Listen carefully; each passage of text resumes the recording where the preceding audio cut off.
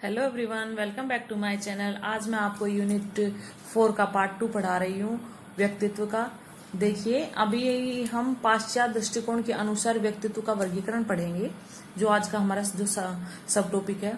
तो हिप्पोक्रेटस का वर्गीकरण देखिए। पहले सर्वप्रथम व्यक्ति का वर्गीकरण या विभाजन करने का श्रेय हिप्पोक्रेटस को जाता है। जो सर्वप्रथम व्यक्तित्व का वर्गीकरण का विभाजन किया था वो किसको जाता है? उसका श्रेय हिप्पोक्रेटस को जाता है। तो हिप्पोक्रेटस ने 400 बीसी पूर्व अपनी पुस्तक नेचर ऑफ मैन में संवेग, स्वभाव, रक्त द्रव्य के आधार पर व्यक्तित्व के चार प्रकार बताए थे। हिप्पोक्रेटस ने क्या किया? 400 बीसी पूर्व अपनी पुस्तक में उन्होंने एक पुस्तक लिखी, जो उनकी पुस्तक का नाम नेचर ऑफ मैन में 4 प्रकार बताए। संवेग, स्वभाव, रक्त, द्रव के आधार पर जो उन्होंने 4 प्रकार बताए थे, वो 4 प्रकार है आशावादी, क्रोधी, मंद, उदासीन। अभी देखिए, आशावादी क्या होता है? इसके यून यानी कि लाल जो रक्त होता है उसे स्केंगियोन कहते हैं। जिन लोगों में रक्त द्रव्य की मात्रा अधिक होती है वे अक्सर प्रसन्नचित्त, खुशमिजाज, सक्रिय, कर्तव्यनिष्ठ, ईमानदार और आशावादी होते हैं। उन्होंने बताया कि जिन लोगों में रक्त द्रव की मात्रा अधिक होती है वो हमेशा कैसे रहेंगे? प्रसन्नचित्त रहेंगे, खुशमिजाज रहेंगे, सक्रिय रहेंगे, कर्तव्यनिष्ठ रहेंगे और ईमानदार और आशावादी होते हैं। जैसे क्रोध। अभी देखिए, क्रोध है कोलरिक यानी कि पीला पित्त द्रव्य। जिन लोगों में पीले पित्त द्रव की प्रधानता होती है वे अक्सर चिड़चिड़े, गुस्सेल प्रवृत्ति के होते हैं। यानी कि जिन लोगों में पीले पित्त द्रव की प्रधानता अधिक होती है वो कैसे रहते हैं? अक्सर चिड़चिड़े रहते हैं, गुस्से की प्रवृत्ति रहती है हमेशा उसमें। ये शीघ्र ही क्रोधित हो जाते हैं। दूसरों की निंदा करना, स्वयं की निंदा से बचते हैं। यानी कि दूसरों की निंदा करते हैं और स्वयं की निंदा से ये लोग बचते हैं। फिर नेक्स्ट 3rd नंबर आता है मंद। इसे प्लेगमेंटिक यानी कि जिन लोगों में प्लेगमन पित्त की प्रधानता होती है वह अक्सर शांत स्वभाव, शांतचित्त, कम सक्रिय, आलसी, कामचोर, विरक्त प्रवृत्ति के होते हैं। यानी कि जिनमें फ्लेगम पित्त की प्रधानता सबसे ज्यादा होती है ना, वो अक्सर कैसे होते हैं? जो शांत होंगे, शांत स्वभाव के होंगे, शांतचित्त होंगे, कम सक्रिय होते हैं, वो आलसी होते हैं, थोड़े एक कामचोर होते हैं, विरक्त प्रवृत्ति के होते हैं। ये भाग्य विधाता पर सर्वाधिक विश्वास करते हैं। यानी कि ये अब ईश्वर पर छोड़ देते हैं सब कुछ। ठीक है, जो ईश्वर करेगा वो सब अच्छा ही होगा। नेक्स्ट जो 4था नंबर का है वो उदासीन। ये मेलन कोलारिक यानी कि काला पित्त होता है। इनमें जिन लोगों में काले पित्त की प्रधानता होती है अक्सर वे लोग उदासीन प्रवृत्ति के होते हैं। इनमें ईर्ष्या प्रवृत्ति पाई जाती है। यानी कि जिन लोगों में काला पित्त की प्रधानता अधिक होती है वो उदासीन प्रवृत्ति के होते हैं, और उनमें क्या है कि ईर्ष्या की प्रवृत्ति बहुत ज्यादा पाई जाती है और यह दूसरों का सुख नहीं देख पाते हैं। इन्हें विषाद, निराशावादी भी कहा जाता है। नेक्स्ट क्रेस्मर के अनुसार हम क्रेचमर भी बोलते हैं इसे, इनका वर्गीकरण देखते हैं। इनके अनुसार 2nd नंबर पे 1926 में 400 फोटोग्राफ का विश्लेषण कर शारीरिक संरचना के आधार पर क्रेचमर ने व्यक्तित्व के 4 प्रकार बताए। यानी कि 1926 में 400 फोटोग्राफ का विश्लेषण किया और शरीर संरचना के आधार पर क्रेचमर ने व्यक्तित्व के 4 प्रकार बताए। वो कृष्यकाय, पुष्टकाय, स्थूलकाय, मिश्रितकाय या विशालकाय होते हैं। ये 4 काय इन्होंने बताए। एक नोट पॉइंट देखिए, सर्वप्रथम शारीरिक संरचना के आधार पर व्यक्तित्व का वर्गीकरण करने का श्रेय क्रेचमर को जाता है। यानी कि सर्वप्रथम शारीरिक संरचना के आधार पर व्यक्तित्व का वर्गीकरण करने का श्रेय किसे जाता है? क्रेचमर को जाता है। कृष्यकाय, अभी क्या है, पहला उन्होंने बताया वर्गीकरण किया, उसमें बताया उन्हें कृष्यकाय। तो कृष्यकाय क्या होते हैं? दुबला पतला लंबा शरीर, संकुचित मांसपेशियां, चिड़चिड़ा स्वभाव। तो वो ऐसा लोग क्या है, कृष्यकाय का लोग कराते हैं। जैसे दुबला पतला होगा, लंबा शरीर होगा, संकुचित मांसपेशियां होंगी और चिड़चिड़ा स्वभाव रहेगा, तो वो कृष्यकाय होता है। इनकी चित्त प्रवृत्ति को केसमर ने सिजोआर्ड नाम दिया। ये शंकाकुल प्रवृत्ति के होते हैं, यानी कि ये दूसरे पर शंका बहुत जल्दी करते हैं। दूसरों की निंदा करना व स्वयं की निंदा से बचना इन्हें अच्छा लगता है, यानी कि दूसरों की तो ये बुराई करते रहेंगे लेकिन खुद की निंदा नहीं सुनते हैं, कभी उनसे बचते रहते हैं। फिर है पुष्टकाय। नंबर 2 क्रेशमर ने बताया पुष्टकाय। तो पुष्टकाय कैसा होता है?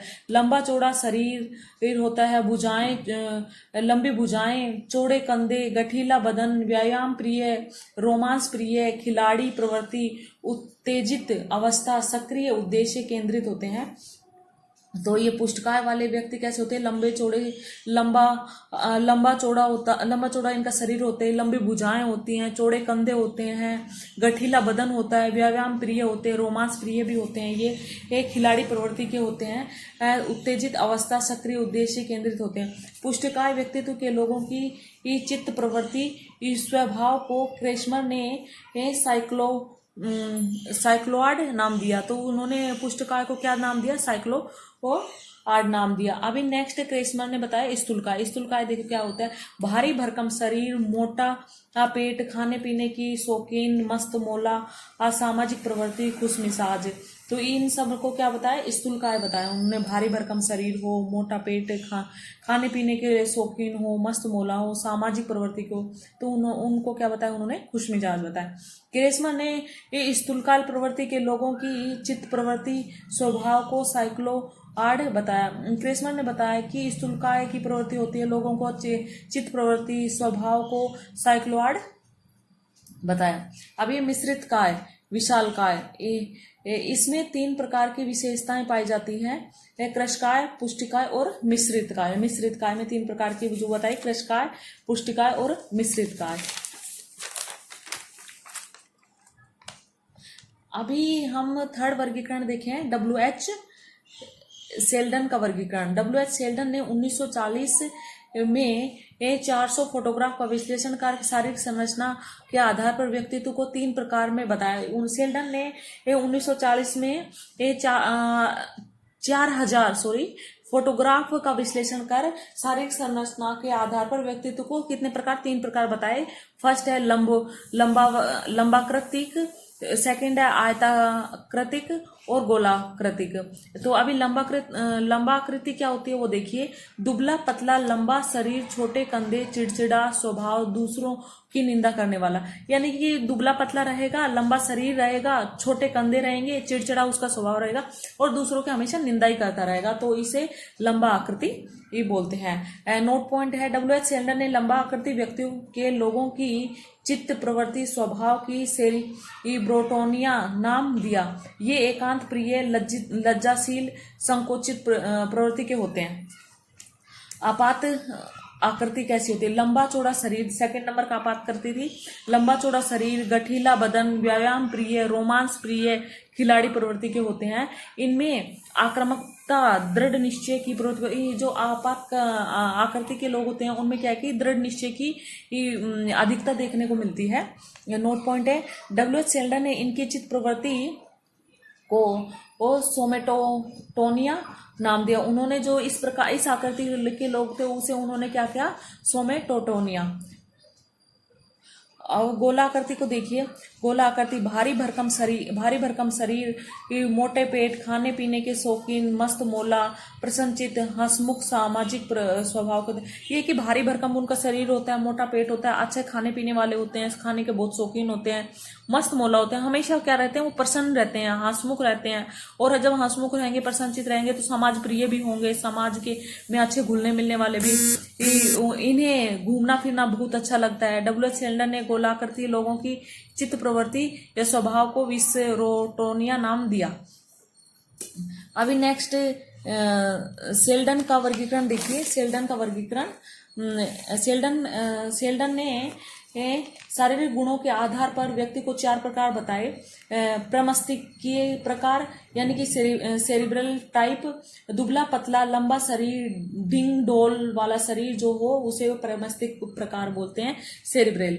इनकी मांसपेशियां विकसित नहीं होती। जो ये क्या है, इनके दुबला पतला शरीर रहता है, इनकी मांसपेशियां कैसे विकसित नहीं होती है, ये कुपोषण के शिकार होते हैं। फिर नेक्स्ट दूसरा नंबर बताया पोषीय प्रकार यानी कि स्कूलर टाइप्स, लंबा चौड़ा शरीर, गठीला बदन, व्यायाम प्रिय, रोमांस प्रिय होंगे तो उसे पोष्य प्रकार कहते हैं। थर्ड नंबर पाचक प्रकार, भारी भरकम शरीर रहेगा, खाने पीने के शौकीन, मस्त मोला, समाज प्रिय, कुसमिजा, तो उसे पाचक प्रकार बताए से।